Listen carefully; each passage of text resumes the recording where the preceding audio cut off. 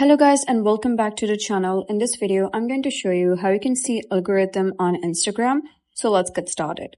First of all, you're going to open Instagram and log into your account, and then you're going to click on the profile icon at the bottom right.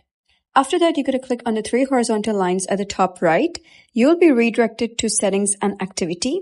Over here, you're going to scroll down under the section of what you see. You'll be able to see content preferences. Click on it, and just at the top, you'll be able to see your algorithm. Click on it, and here you'll be able to see two options.